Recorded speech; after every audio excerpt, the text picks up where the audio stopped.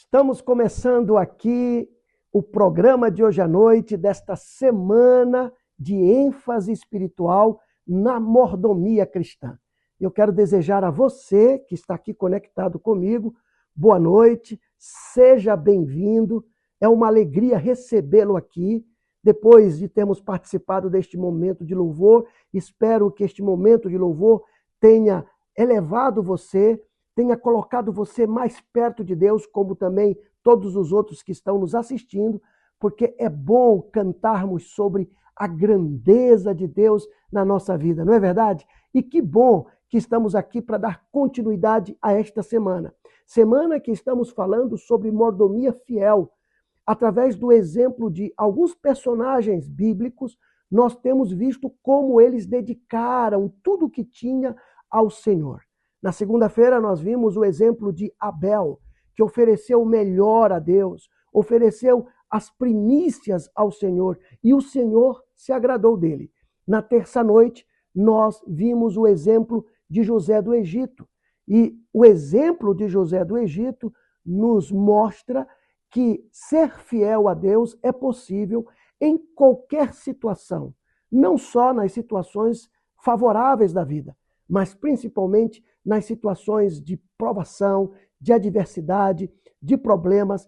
E José foi fiel a Deus em qualquer situação da sua vida. Ontem não estivemos aqui no canal do YouTube, estivemos lá na Igreja da Ponte Alta Norte, e lá, quem esteve vai lembrar que nós falamos sobre o Icabô e o Ebenezer. Icabô significa foi embora a glória de Israel, que é a glória de Deus. E vimos que esta não é uma experiência boa, através do exemplo dos dois filhos do sacerdote Eli, Ofni e Finéias.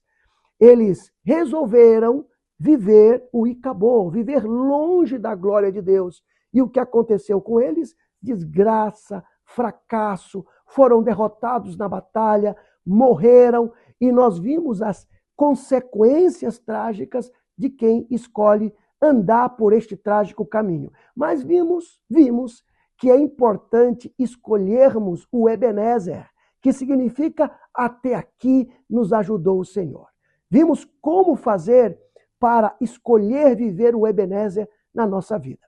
E hoje à noite, já aqui novamente no canal no YouTube, no canal da igreja e no meu canal, nós vamos falar sobre um outro personagem. Eu quero falar hoje sobre a viúva de Sarepta, o exemplo dela, o que ela nos ensina. Mas antes, eu quero te convidar a unir-se comigo agora em oração. Fecha teus olhos e vamos orar. Querido Deus, querido Pai, graças te damos pelo dia de hoje, pela tua companhia, por tudo que o Senhor fez em favor de nós, pelas bênçãos, pelo alimento, pelo trabalho, pela proteção e o mais importante, Senhor, por estarmos aqui conectados contigo, agora com a nossa mente, nosso coração, voltados ao Senhor.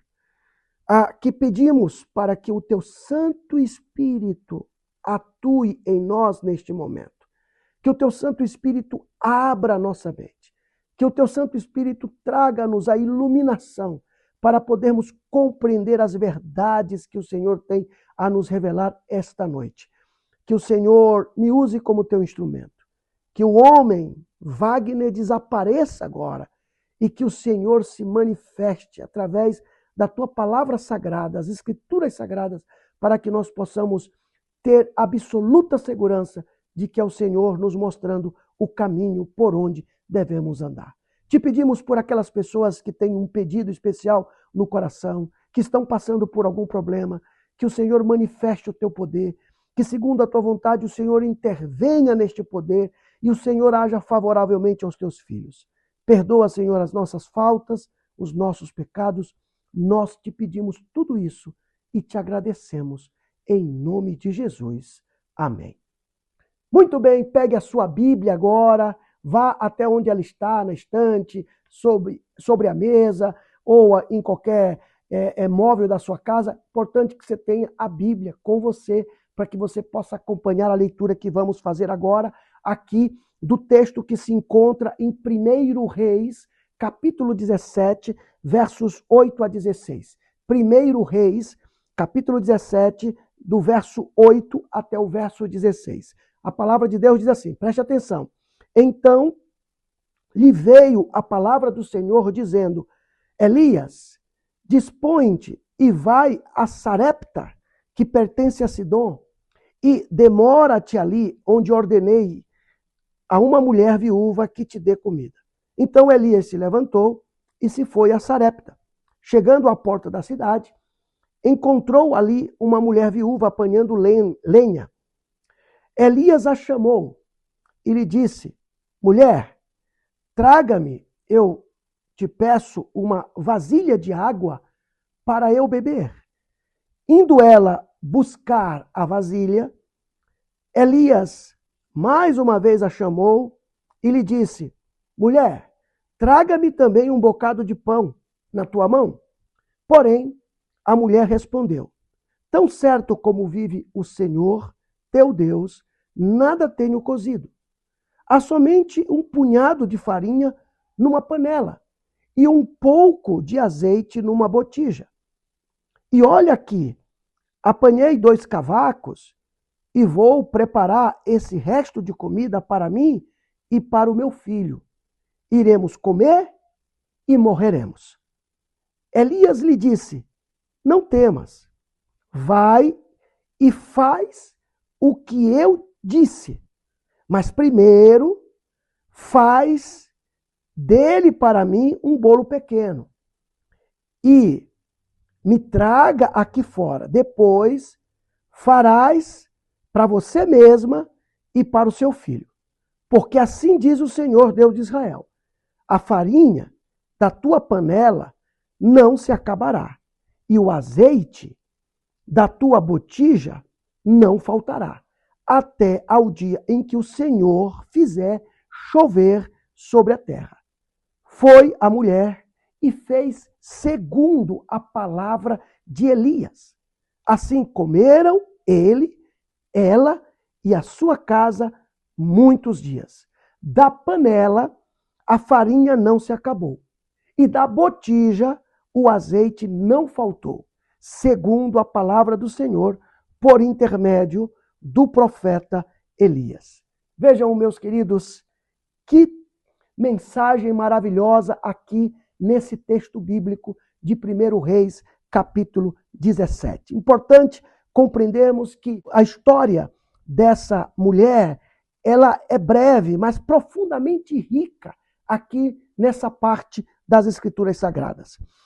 Deus, ele envia Elias, o seu profeta, para este vilarejo, este lugar chamado Sarepta, que é considerada também na Bíblia uma localidade fora do território de Israel, na região de Sidom. E lá em Sarepta, Elias encontra uma viúva extremamente pobre, recolhendo gravetos para preparar sua última refeição.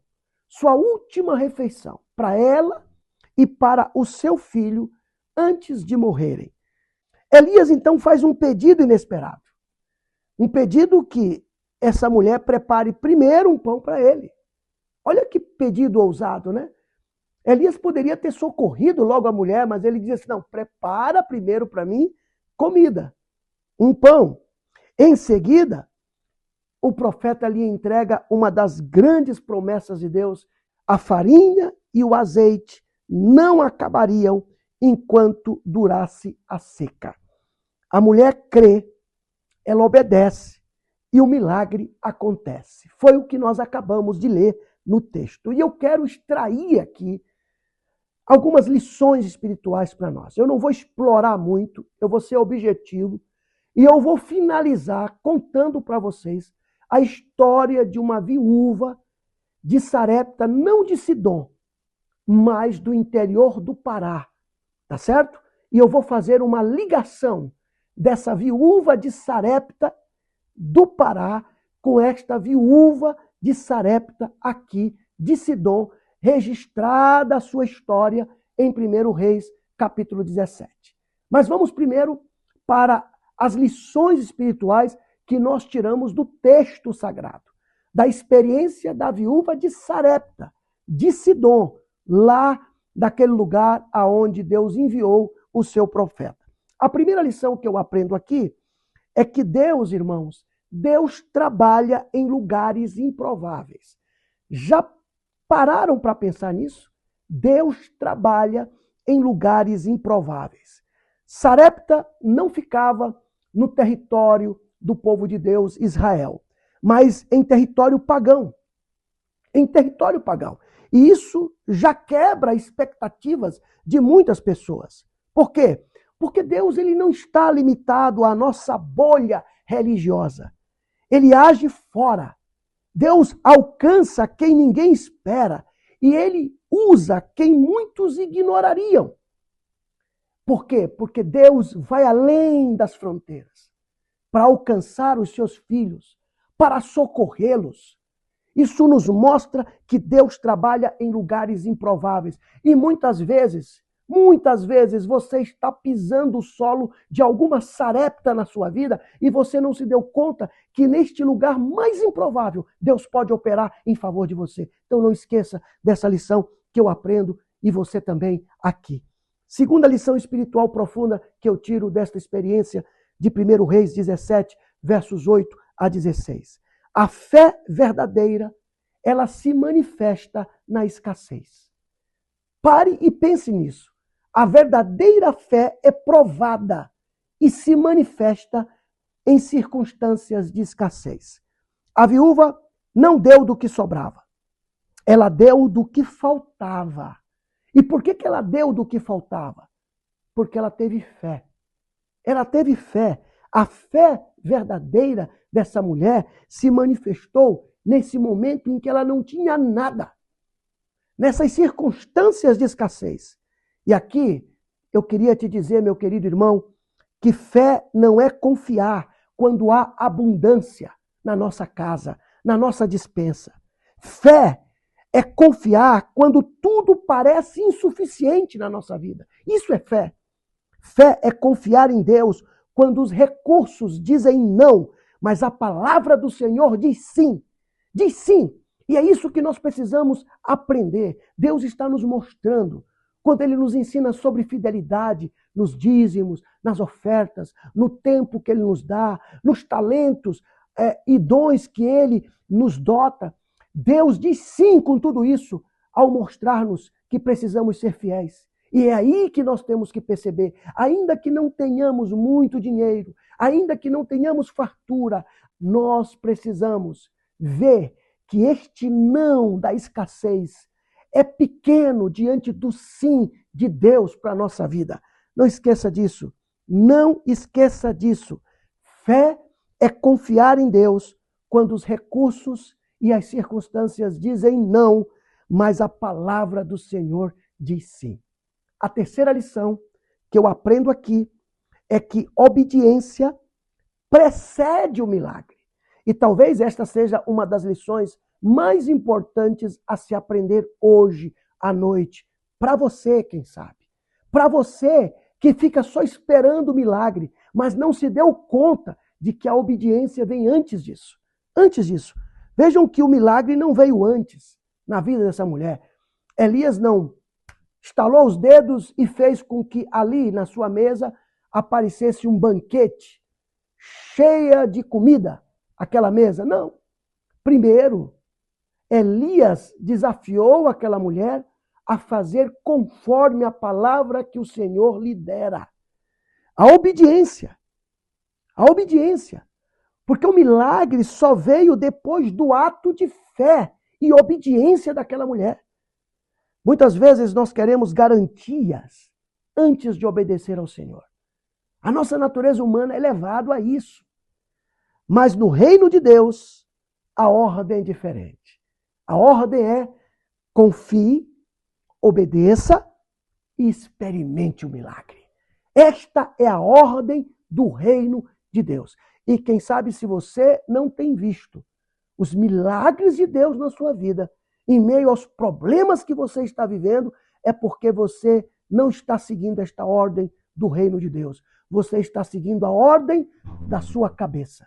E você precisa entender que enquanto você seguir a ordem da sua cabeça, você vai estar correndo risco de passar por esses momentos de escassez sem experimentar do milagre de Deus, porque a ordem é fé, obediência e experiência daquilo que Deus quer nos dar. Em quarto lugar, ou a quarta lição que eu aprendo aqui, eu já aprendo que Deus trabalha em lugares improváveis, a fé verdadeira se manifesta na escassez, obediência vem antes do milagre, e a quarta lição, Deus sustenta dia após dia. É cada dia que Deus nos sustenta. O texto não diz que essa mulher recebeu um estoque enorme, mas ela recebeu provisão contínua. Contínua. Meus queridos, Deus nem sempre resolve tudo de uma só vez na nossa vida. Ele nos ensina dependência diária. Cada dia é um novo testemunho. E é por isso que Deus quer nos mostrar que é importante que Ele nos sustente dia após dia, porque Ele quer que nós dependemos dEle cada dia mais. A quinta lição, e essa aqui é a última. A quinta e última lição. Generosidade deve ser manifestada em meio à dor. Essa talvez seja uma das lições mais preciosas, mais admiráveis na vida da viúva de Sarepta. Ela demonstrou generosidade naquele momento em que ela estava sofrendo com o seu filho. Ela estava vivendo momentos difíceis, mas ainda assim ela abriu mão do pouco que tinha para servir ao profeta do Senhor. A generosidade, meus queridos, não nasce da abundância, mas nasce de um coração rendido, completamente rendido ao Senhor. Que você possa ser estimulado hoje a praticar essas lições na sua vida, a permitir que Deus trabalhe mesmo nos lugares improváveis, a demonstrar ao Senhor uma fé verdadeira, ainda que você esteja passando por necessidade, a obedecer antes de ver o que Deus tem para ti e permitir que o Senhor te sustente dia após dia, para que você mostre a Ele que a sua dependência está nele. E acima de tudo, não importa o pouco que você tem, mas demonstre um coração abundante de generosidade para servir as pessoas e o próximo. Eu falei que eu ia contar a história de uma outra viúva de Sarepta, esta lá do interior do Pará. Pois bem, eu conheci um dia quando estava participando de uma acampal, a acampal de Medicilândia, ali na Transamazônica, uma região muito difícil de se chegar, uma região de circunstâncias dificílimas para as pessoas que moram ali, muitas pessoas carentes, e eu preguei num sábado nessa acampal, e quando eu estava descansando depois do almoço, ali, sentado num banco, no auditório da acampal, chegou perto de mim essa viúva de Sarepta, chamada Maria José. Irmã Maria José, me lembro como hoje. Ela chegou perto de mim e disse, pastor, posso te contar uma história que aconteceu comigo? E eu disse, claro, irmã, conte. E ela contou a história dela para mim. Ela disse, pastor, eu sou uma mulher viúva e mãe de 5 filhos. Meu marido faleceu, me deixou com 5 crianças. E um dia, pastor, um dia qualquer, eu acordei de manhã cedo, e quando eu acordei, eu fui logo preparar alguma coisa para os meus filhos comerem junto comigo. Quando eu abri a minha pequena despensa, no meu barraquinho de um cômodo, ela morava num barraco de um cômodo, ela percebeu que não tinha um grão sequer de alimento para que ela desse como comida, como alimento para os seus filhos. E ela pensou, o que vai ser de nós hoje? Então ela se lembrou do Deus que ela servia de todo o coração. E ela disse que em pensamento falou assim, Senhor, está em tuas mãos a minha vida e a vida dos meus filhos. E ela disse, pastor, eu deixei o dia passar. Só que chegou por volta das 2 da tarde, o meu filho de 6, 7 anos chegou para mim com a mãozinha dele na barriga, dizendo assim, mamãe, chorando, mamãe, eu estou com a barriga doendo, Ele não conseguia dizer para mim que estava com fome, pastor, mas a dor na barriga do meu filho era a fome que ele estava sentindo. Naquele momento eu fiquei muito preocupada, porque eu não tinha nada para dar como alimento para os meus filhos. Mas eu me lembrei do meu Deus. E eu chamei os meus filhos naquela hora, e no meio do meu barraco eu me ajoelhei com eles, e eu clamei a este Deus Todo-Poderoso. E eu disse: Senhor, Tu és o Deus que supre as nossas necessidades. O Senhor nunca deixou faltar nada a nós. Nós não temos nada. Para dizer que eu não tenho nada, Senhor, eu tenho R$ 50 que estão guardados ali dentro de uma gaveta. E ela me disse: pastor, aqueles R$ 50 era o dízimo do Senhor que eu tinha separado para levar à igreja, porque eu moro numa região chamada Placas, e a igreja fica distante, e eu só consigo ir lá de 15 em 15 dias pelas circunstâncias, pelas dificuldades, pelas minhas condições financeiras, e eu tinha separado esse valor, que representava os 10% do que eu recebi durante o mês, tinha gasto todas as outras coisas, já tinha acabado o alimento, eu já não ia à igreja há quase 40 dias, não fui nos dias regulares que eu fui, e no sábado seguinte eu tinha previsto ir à igreja e levar o dízimo. E eu disse para Deus na oração: eu não vou mexer naquilo que não me pertence, porque é o do Senhor. Eu poderia, pastor, ter pego os R$ 50, disse ela para mim, poderia ter comprado alimento para o meu filho, mas aquele dinheiro não me pertencia. Aquele dinheiro era do Senhor. E foi a primeira coisa que eu fiz quando eu recebi o salário, a pensão do meu marido, foi separá-lo. Eu não poderia fazer aquilo, mas eu reclamei diante de Deus e disse para ele: Senhor, eu não tenho nada. O que eu tenho aqui não me pertence, é do Senhor. Então, Senhor, assim como o Senhor tem nos sustentado até hoje, eu sei que o Senhor vai nos dar alimento. E ela disse que depois de ter clamado e orado junto com seus filhos ali, ela se levantou. Não demorou muito, bateram na porta do seu barraco. Quando ela foi lá, ela abriu, tinha um casal. Eram comportores, um homem e uma mulher, eram casados, marido e mulher, mas que trabalhavam vendendo livros, comportores da Igreja Adventista. E a mulher disse assim: Irmã Maria José, a senhora? Ela disse: sim, sou eu.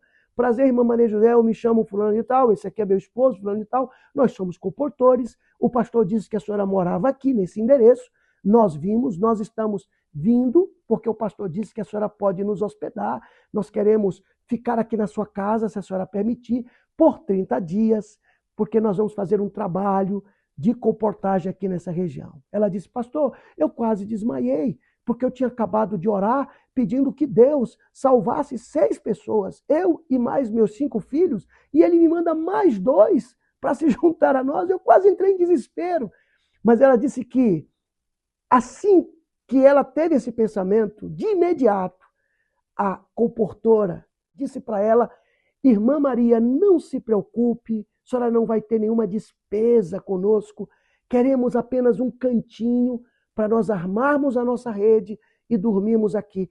Porque eu quero, inclusive, dizer para a senhora que nós vamos contribuir, nós estamos trazendo aqui para o mês inteiro o rancho que a gente fez com algumas compras de alimento. E ela disse que atrás do casal de comportores tinha uma Kombi, que era a lotação que tinha trazido eles até o endereço, e tinha uma pessoa descendo caixas. E entre essas caixas, que eram caixas de livros, havia também algumas caixas de alimento. Ela pôde ver um pacote de pão, ela pôde ver alguns alimentos da Superbom, e então, naquele momento, ela se deu conta de que Deus respondeu à oração que ela havia feito. Queridos irmãos, Deus não abandona os seus filhos nas horas mais difíceis. E Deus não abandona os seus filhos quando lhes são fiéis nas horas mais difíceis. Como foi a viúva de Sarepta em Sidom, no tempo do profeta Elias, como foi a viúva de Sarepta no interior do Pará, a irmã Maria José. Pessoas que demonstraram que o seu coração, por inteiro, pertence a Deus. E por causa disso, pessoas que foram sustentadas e que hoje servem de exemplos para nós. Quem sabe você esteja passando por uma situação onde Deus permitiu que você passasse para testar a sua fé e a sua fidelidade. Confia em Deus, obedece e experimenta o milagre, a grandeza que Ele quer fazer na tua vida. Fecha teus olhos e vamos orar neste momento. Querido Deus, querido Pai, graças te damos pela mensagem na tua palavra que aprendemos nesta noite, pelas lições que extraímos da vida dessa viúva de Sarepta no tempo do profeta Elias. Graças te damos pelo testemunho da irmã Maria José. Ambos nos inspiram e nos motivam a ser fiéis ao Senhor. Que o Senhor esteja com os teus filhos. Se estão passando por dificuldades, por problemas, mesmo que tenham em abundância, não importa a situação em que eles estão vivendo. O importante é que o teu Santo Espírito os convença de que é preciso serem fiéis, como foram fiéis Abel, José do Egito, a mulher viúva de Sarepta, a irmã Maria José. Vale a pena mostrarmos ao Senhor que a nossa vida e o nosso coração estão inteiramente em tuas mãos, pertence a ti e que tudo que o Senhor fizer chegar até nós será administrado fielmente, porque queremos ser mordomos fiéis. Fica conosco, nos abençoe durante esta noite e amanhã mais uma vez nos traga aqui para ouvirmos a tua palavra. É o que nós te pedimos, Pai, em nome de Jesus. Amém. Que Deus te abençoe, meu querido. Amanhã nos encontraremos aqui novamente.